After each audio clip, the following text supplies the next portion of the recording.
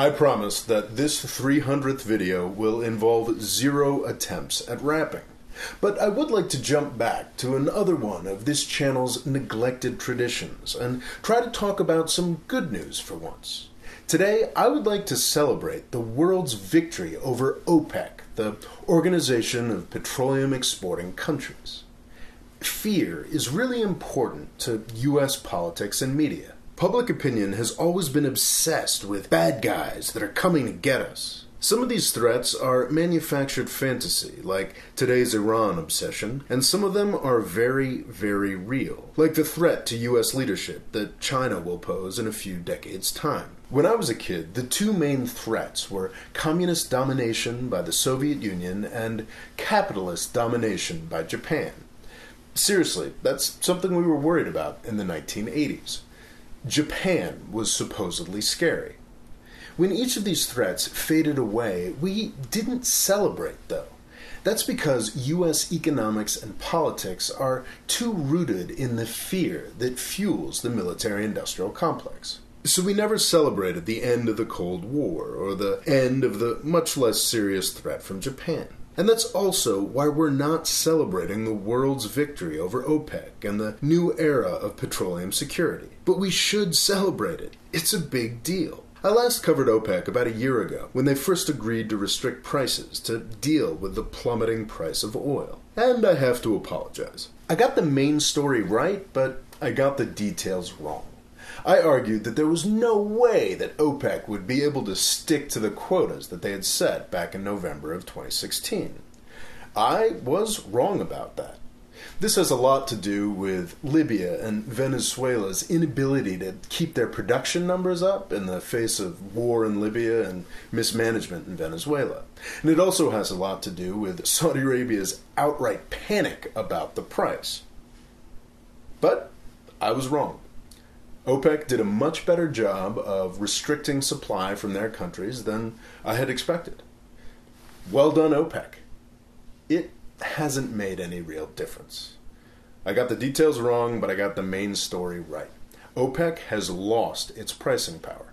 More than a few YouTube commenters have pointed out that prices are up from where they were before the production cut, and way over their low point in the beginning of 2016. Oil traders and the OPEC countries themselves like to brag about this, but consider how much lower prices are from where they were in June of 2014 or past high points. OPEC has done its best job ever sticking to quotas. They've also managed to convince important non-OPEC countries like Russia and Kazakhstan to limit production as well. If they had managed that as recently as 2008, we'd probably be talking about $400 for a barrel of oil.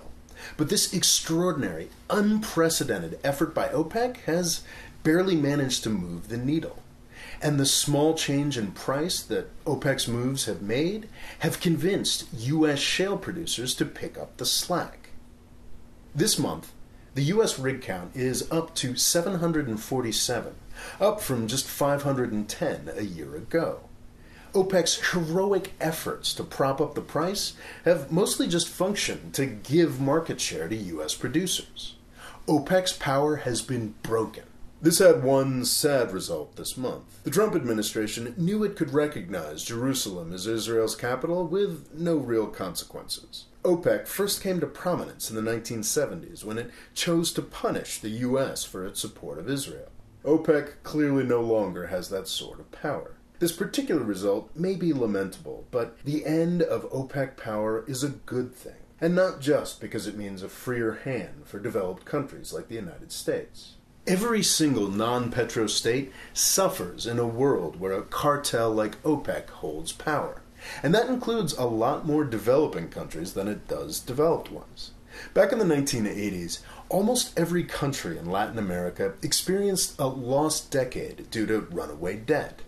OPEC's oil prices had a lot to do with that.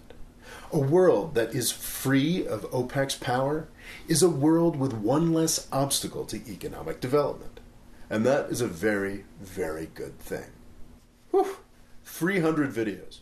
It has been quite a ride, and I am tremendously grateful to all of you for making this possible.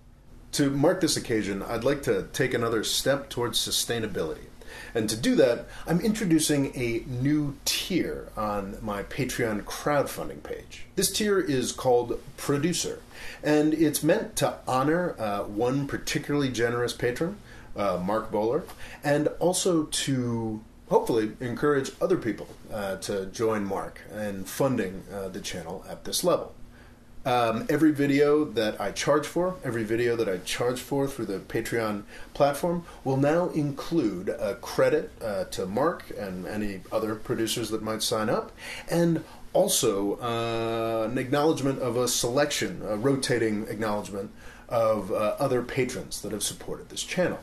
I am tremendously grateful to all of you who watch this channel, like, subscribe, comment, everything. It's amazing. But it's the patrons that really keep this going. At this point, the patrons provide about 80% of my income.